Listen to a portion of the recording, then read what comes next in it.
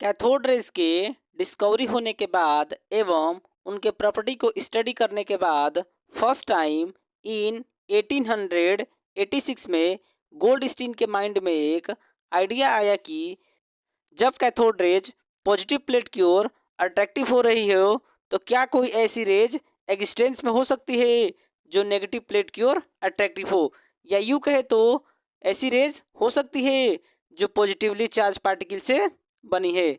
उन्होंने इसी आइडिया के ऊपर काम किया और कैथोड रेज ट्यूब में जो कैथोड की प्लेट है उसमें ड्रिल किया, दैट इज उसे परफोरेटेड बनाया।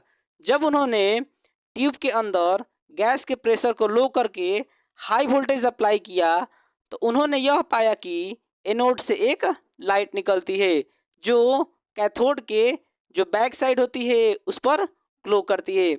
उन्होंने इस रेस को कैनल रेस कहा क्योंकि यह जो रेस है कैनल से निकल रही थी। इससे संबंधित अभी अभी जो हमने कहा इससे रिलेटेड मैं आपको एक शॉर्ट समरी दे रहा हूं जिसे आप चाहें तो नोट कर सकते हैं। इतना सब होने के बाद दैट इज यह मैटर थी 1886 की जिसमें कैनल रेस की खोज हुई और इसके कई साल बाद दैट इज इन 1897 में दो साइंटिस्ट आए। एक था जिनका नाम था डब्ल्यू वेन्स और दूसरा था हमारे जे जे थॉमसन। यहाँ से जे जे थॉमसन। उन्होंने क्या किया, ये जो कैनल रेज थी इनके प्रॉपर्टी को स्टडी करना स्टार्ट किया। डब्ल्यू वाइन्स ने जब स्टडी किया तो यह पाया कि यह जो कैनल रेज होती है यह पॉजिटिवली चार्ज पार्टिकल से बनी होती है, पॉजिटिवली चार्ज पार्टिकल से बनी होती है। जे थॉमसन ने क्या किया, ये जो कैनल रेज थी, कैनल रेज यहाँ से ये जो हमारे पास कैनल रेज है, इस कैनल रेज का एक नया नाम दिया। यह एक पॉजिटिव रेज, इस रेज का नाम दिया और बताया कि यह जो रेज है यह पॉजिटिवली चार्ज पार्टिकल से बनी हुई है। फिलहाल हम क्या करते हैं, ये जो कैनल रेज है इसके कुछ प्रॉपर्टी को देख लेते हैं। फर्स्ट प्रॉपर्टी यह है कि यह जो कैनल रेज होती है यह एनोड से कैथोड की ओर एक स्ट्रेट लाइन में मूव करती है और सेकेंड प्रॉपर्टी यह होती है इनका जो वेलोसिटी होता है यह कैथोड रेज से थोड़ा कम होता है। सो हम इस बात को यहाँ पर नोट कर ले रहे हैं। इसके थर्ड प्रॉपर्टी को हम यहाँ पर नोट कर लेते हैं। आप देख सकते हैं कि जब इलेक्ट्रिक फील्ड को कैनल रेज के परपेंडिकुलर अप्लाई किया जाता है तो यह जो कैनल रेज होती है यह नेगेटिव प्लेट की ओर अट्रैक्टिव हो जाती है। सो यहाँ से यह जो लाइट निकल रही है वह नेगेटिव प्लेट की ओर अट्रैक्टिव हो रही है। सो हम इस बात को यहाँ पर नोट कर लेते हैं।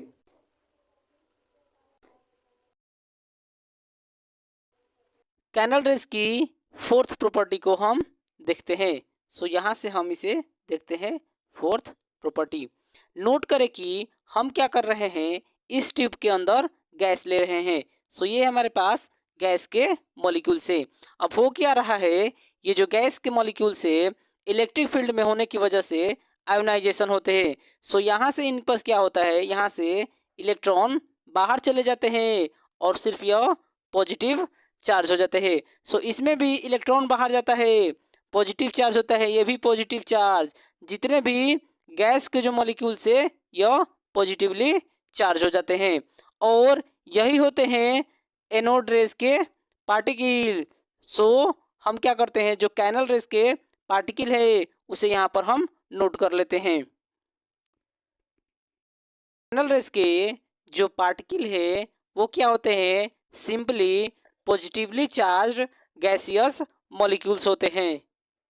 यहाँ से एक मन में सवाल होता है, क्या अगर हम इस ट्यूब के अंदर डिफरेंट डिफरेंट टाइप के गैस ले तो उन गैसों से जो आयंस प्रोड्यूस होते हैं, सिंपली कहे तो पॉजिटिवली चार्ज्ड आयंस प्रोड्यूस होंगे, वो डिफरेंट डिफरेंट होंगे। सो इसके लिए क्या होगा, इनका जो मास होता है वो डिफरेंट होता है। सो हम इसमें ऐड कर लेते हैं 5 में, क्या the mass of canal raise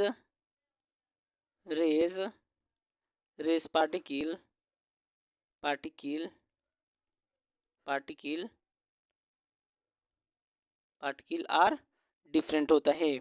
सो यहाँ से लिख लेते हैं डिफरेंट होते हैं। इसी बात को लेकर सर जे थॉमसन ने क्या किया, जो गैस के मॉलिक्यूल्स चार्ज हो रहे हैं तो उनकी चार्ज की मात्रा Q और उनका जो मास है वो M, इसके रेशियो को कैलकुलेट किया और उन्होंने यह पाया कि जो Q/M है, चार्ज और मास का रेशियो गैस के मॉलिक्यूल्स के लिए वो डिफरेंट है।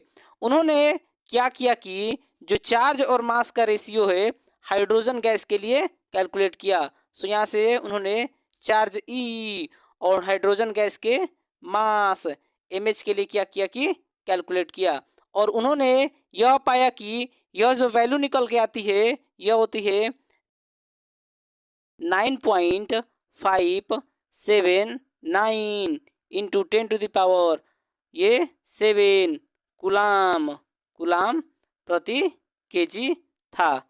और यहाँ पर अगर यह मान लें कि हाइड्रोजन गैस है, उस पर जो चार्ज है वो फंडामेंटल चार्ज है E है 1.6 इंटू 10⁻⁻19 कूलम है। सो यहाँ से जो हाइड्रोजन गैस के लिए पॉजिटिवली चार्ज गैसियस मॉलिक्यूल से उनका जो मास होता है MH, उसकी वैल्यू निकल के आती है यहाँ से 1.6726 इंटू 10⁻⁻27 kg निकल के आता है। उन्होंने यह देखा कि यह जो वैल्यू निकल के आई है MH की, that is positively charge gaseous molecules की, यह किसी अन्य गैस के रिस्पेक्ट में काफ़ी कम है और उस पर जो चार्ज है वह इतना है। सो उन्होंने क्या किया कि ऐसा आयंस, पॉजिटिव आयन जिस पर इतना चार्ज हो और जिसका मास इतना हो, उन्होंने इस चीज़ को प्रोटॉन H+ कहा। लेकिन इस चीज़ के बारे में उन्होंने कोई भी एक्सपेरिमेंटल एविडेंस नहीं दे पाए कि ये जो प्रोटॉन्स होते हैं यह एक सब एटॉमिक्स पार्टिकल होता है, दैट इज यह किसी एटम से प्रोड्यूस होता है। सो इसी बात को एक्सप्लेन किया अर्नेस्ट रदरफोर्ड ने और यह बताया कि जो प्रोटॉन्स होते हैं वो एटम से प्रोड्यूस होते हैं, दैट इज एटम के अंदर होते हैं। अर्नेस्ट रदरफोर्ड के द्वारा किए गए आप एक्सपेरिमेंट को यहाँ पर 3D एनिमेशन के थ्रू देख सकते हैं कि कैसे उन्होंने नाइट्रोजन एटम को ऑक्सीजन एटम में बदलकर एक प्रोटॉन प्रोड्यूस किया। यह एक लेड का ब्लॉक है जिसके अंदर रेडियम होता है और जहाँ से अल्फा रेज बाहर निकलती है। अल्फा रेज अल्फा पार्टिकल से बनी होती है। अल्फा पार्टिकल बेसिक तौर पे जब हीलियम एटम से दोनों इलेक्ट्रॉन बाहर निकल जाते हैं तो जो रिमेनिंग पार्ट प्रोटॉन और न्यूट्रॉन का बच जाता है उसे हम अल्फा पार्टिकल कहते हैं। ये एक नाइट्रोजन एटम है जिसके आउटर मोस्ट सेल में 7 इलेक्ट्रॉन है। होता क्या है कि जब अल्फा रेज लेड से निकलकर नाइट्रोजन एटम से स्ट्राइक करती है तो यहाँ से एक प्रोटॉन बाहर निकल जाता है और नाइट्रोजन का जो परमाणु है वह ऑक्सीजन में कन्वर्ट हो जाता है। सो इस प्रकार से हमें एक प्रोटॉन मिलता है। सो इस प्रकार से रदरफोर्ड ने प्रोटॉन की डिस्कवरी की। वीडियो अगर अच्छा लगा हो तो एक लाइक ज़रूर करें। अगर आप चैनल पर नए हैं तो चैनल को ज़रूर सब्सक्राइब करें और अपने दोस्तों के साथ शेयर करें। Thank you.